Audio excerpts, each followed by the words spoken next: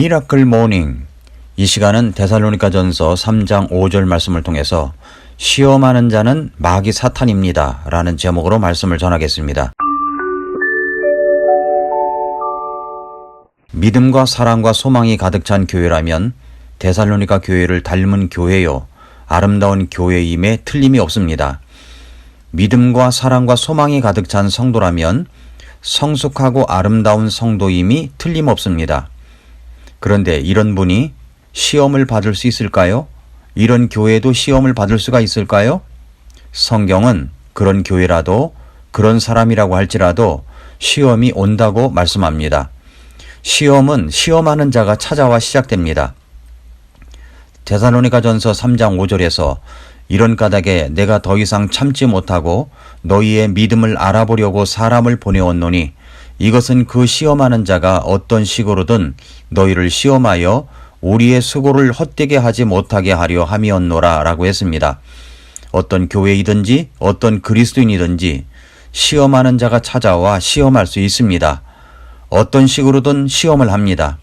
그래서 결국은 성도들을, 교회를 기도와 말씀과 정성으로 세운 수고를 헛되게 만들려고 합니다. 이 시험하는 자가 누구입니까?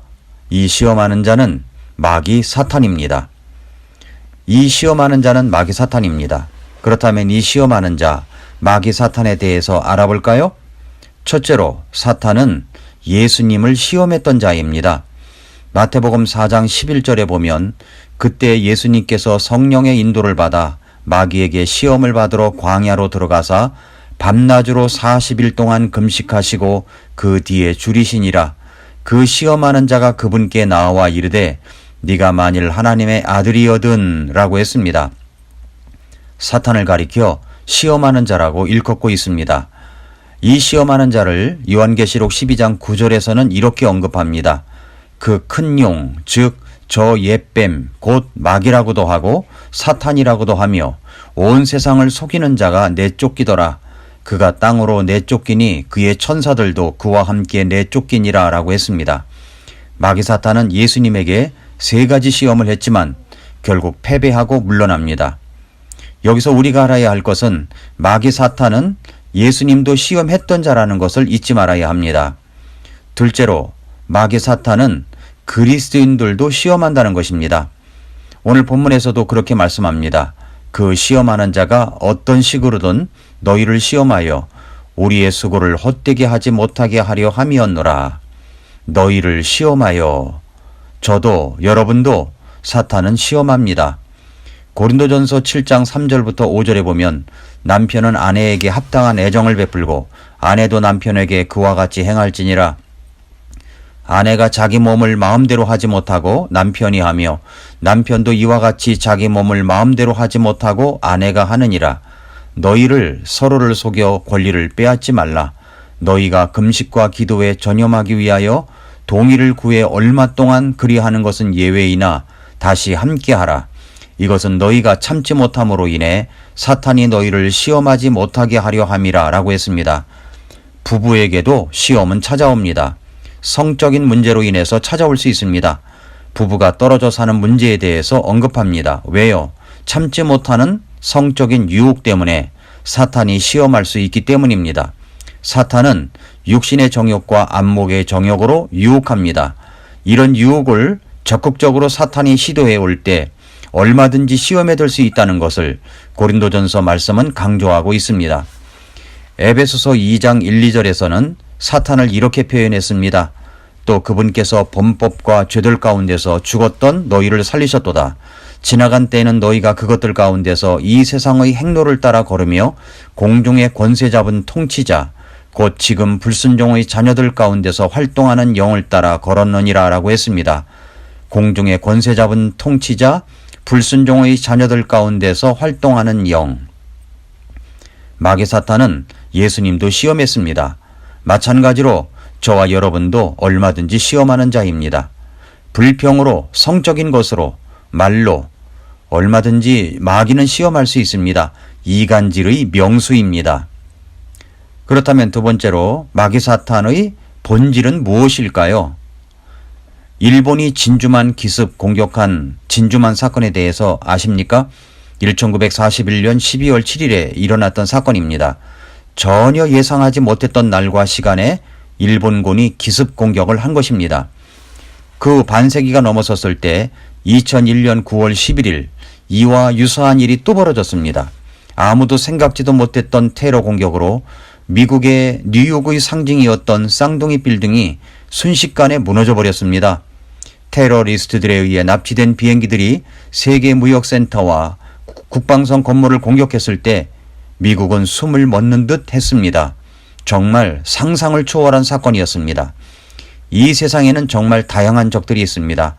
어떤 적들은 개인적인 이유로 공격을 해대고 또 어떤 적들은 공동체적인 이유로 적대시합니다.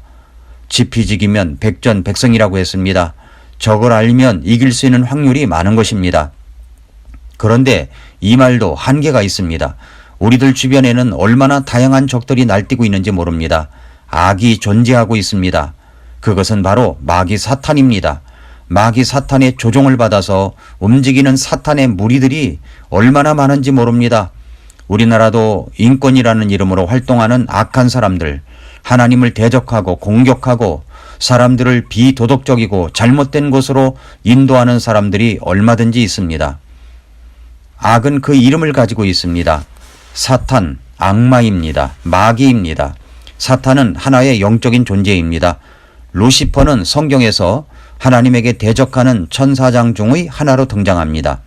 루시퍼는 하나님에게서 쫓겨나서 인간의 눈으로 보이지 않는 영적인 영역에서 세상을 지배하려 하고 있습니다. 사탄은 사람 뒤에 은밀하게 숨어서 그가 악하게 행동하도록 충동질하는 존재입니다. 영적인 존재인 사탄은 지치는 법이 없습니다.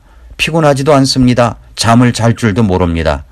결국은 우리의 삶을 파괴시키기 위하여 밤낮으로 쉬지 않고 부지런히 근면하게 일을 합니다. 우리의 적은 바로 사탄입니다. 또한 우리는 지금 영적인 전쟁에 참여하고 있다는 사실을 알아야 합니다. 아마도 여러분들이 영화를 본다면, 전쟁 영화나 싸우는 영화, 총을 쏘고 칼을 휘두르는 영화를 본다면 좋아하는 사람이 있고 싫어하는 사람이 있을 것입니다. 누가 전쟁을 좋아하겠습니까? 전쟁 영화나 좋아할지 모르지만 전쟁을 좋아하는 사람은 없습니다. 우리는 전쟁에 참여하길 원하는지 원하지 않는지는 중요하지 않습니다. 우리는 선택의 여지가 없이 이미 전쟁터에 들어와 있기 때문입니다. 전쟁은 선과 악의 대결입니다. 하나님은 우리와의 친밀함을 원하시고 우리를 축복하길 원하시며 영원히 우리와 함께 동행하길 원하십니다. 사탄은 이에 대항해서 어떻게 쓰든지 하나님으로부터 우리를 멀어지게 만들려고 노력을 합니다. 사실 사탄은 단지 그리스도인만이 적이 아닙니다. 모든 사람들이 다 적입니다. 그래서 그 적들을 잡아 훗날 지옥에 빠질 때 모든 사람들을 지옥으로 끌고 가려고 하는 것입니다. 사탄의 궁극적인 목적은 이 세상 모든 사람들 중에서도 예수님을 믿는 우리입니다. 우리가 사탄이 가장 주시하는 목표물입니다. 사탄은 예수님이 구원자시라는 사실이 사람들에게 알려지지 않도록 모든 노력을 기울입니다. 또한 예수 그리스도를 통해 사람들이 용서를 받고 영원한 생명을 얻게 된다는 사실을 감추고 왜곡시키려고 합니다. 사탄은 우리를 하나님으로부터 떨어뜨릴 수만 있다면 무슨 짓이라도 서슴지 않고 하려고 합니다. 사탄의 가장 궁극적인 목표는 그리스도인의 혼입니다. 내가 구원받았기 때문에 사탄은 내 혼을 빼앗을 수가 없다. 이 말은 맞는 말입니다. 그러나 이 말만 믿고 무조건 방심해서는 안 됩니다. 사탄은 직접적으로가 아니라 간접적으로도 우리의 삶에 악영향을 줄 수 있다는 것입니다. 사탄은 우리를 노예로 만들려고 합니다. 또 그렇게 할 수 있는 능력도 갖고 있습니다. 내가 사탄의 노예가 되었구나 하는 사실을 어떻게 알 수 있습니까? 우리 삶이 허무해지는 것을 느낍니다. 아무런 느낌을 느끼지 못하는 상태를 갖습니다. 사람들은 사탄의 노예가 되는 상태를 다른 말로 억압이라고 부르기도 하고 우울이라고 부르기도 하며 또는 중독이라고도 합니다. 사탄의 노예가 된 삶 속에서 어떻게 평화와 희망과 욕구가 생기겠습니까? 사탄은 내가 증인되는 삶을 살지 못하도록 방해합니다. 사탄은 복음을 전하는 모든 도구와 방법들을 망가뜨리고 무너뜨림으로 예수 그리스도가 세상에 알려지는 것을 가로막습니다. 전쟁에서 승리할 수 있는 첫 번째 비결이 무엇인지 아십니까? 그것은 바로 적을 아는 것입니다. 만약 우리의 적이 누구인지 어떤 속성을 가졌는지 알지 못하면 그대로 당하게 되어 있습니다. 사탄이 공격하는 대상은 바로 우리 혼입니다. 그러나 사탄은 상황에 따라 우리 마음을 공격하기도 하고 육체를 아프게 하기도 합니다. 급기야는 경제적인 고통과 인간관계에서의 상처를 무기로 사용하기도 합니다. 우리 마음과 혼을 연약하게 만들 수만 있다면 사탄은 세상에 존재하는 어떤 방법이라도 사용한다는 것을 알아야 합니다. 그렇다면 사탄이 누구입니까? 사탄의 본질이 무엇입니까? 사탄은 실제로 존재합니다. 사탄은 절대로 포기하지 않습니다. 우리는 삶 속에서 사탄의 유혹을 완전히 제거할 수 없습니다. 그것은 우리가 아무리 영적으로 민감하고 강하다고 해도 마찬가지입니다. 사탄은 스토커처럼 우리를 평생 쫓아다닙니다. 특히 그 대상이 그리스도인이라고 하면 더 악랄하고 집요합니다. 그래서 하나님께서는 우리에게 이렇게 경고하셨습니다. 베드로전서 5장 8절부터 9절에 정신을 차리라 깨어 있으라 너희 대적 마귀가 울부짖는 사자같이 두루다니며 삼킬 자를 찾나니 믿음에 굳게 서서 그를 대적하라 라고 했습니다. 사탄은 나에 대한 공격을 절대 포기하지 않습니다. 이제는 끝났겠지라고 생각하지 마십시오. 사탄은 또한 집요한 계획을 가지고 있습니다. 사탄은 우리의 영혼 몸을 집중 공략하기 위해 집요한 계획을 가지고 있습니다. 사탄이 여러분을 파괴시키기 위한 계획서를 안다면 여러분은 엄청난 충격을 받게 될 것입니다. 사탄은 목표물이 분명합니다. 우리의 생각과 마음과 입입니다. 우리의 생각을 공격합니다. 우리의 마음을 공격합니다. 우리의 입을 공격합니다. 그러나 이것을 아십시오. 사탄은 능력의 한계를 가지고 있습니다. 능력의 한계는 있지만 우리의 지적인 능력과 지혜 그리고 감성적 힘으로는 사탄을 도저히 이길 수가 없습니다. 사탄을 물리칠 수 있는 힘은 오직 예수 그리스도에게만 있습니다. 십자가의 능력에만 있는 것입니다. 그래서 에베소서 6장 10절부터 11절에서 이렇게 말씀하셨습니다. 끝으로 내 형제들아 주 안에서와 그분의 강력한 권능 안에서 강건한 자가 되라. 너희가 마귀의 간계들을 능히 대적하며 서기 위해 하나님의 전신갑주를 입으라. 이 하나님의 전신갑주를 어떻게 입을 수 있습니까? 이제부터 영적 전쟁입니다. 사랑하는 애청자 여러분, 분명한 것은 예수님께서 사탄을 이기셨다는 사실입니다. 우리의 힘으로는 사탄을 이길 수가 없습니다. 그 사탄을 이기신 예수 그리스도를 의지해야만 이길 수가 있습니다. 사탄에게 지면 고통스러운 날들이 계속될 것입니다.